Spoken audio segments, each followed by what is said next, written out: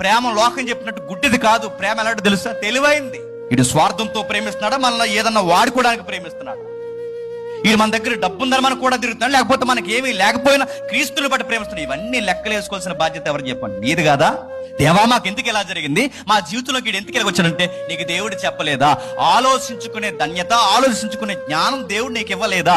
క్రీస్తు కొరకు జీవించడం అంటే అమాయకంగా వచ్చి 4 పాటలు పడేసి వినేసి వెళ్ళిపోవడం కాదు. క్రీస్తు కొరకు జీవించడం అంటే సొసైటీలో ఎక్కడా నువ్వు దెబ్బ తినకుండా బతకడం. అది క్రీస్తు కొరకు బ్రతకడం అంటే.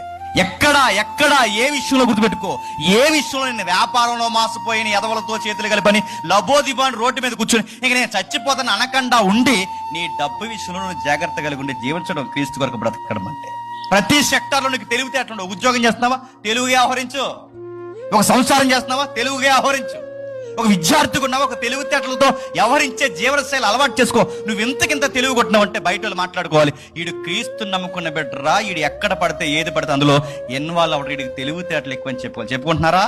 దగాపడే విషయంలో మొదటి వరుసలో ఉంటున్నాం మనం.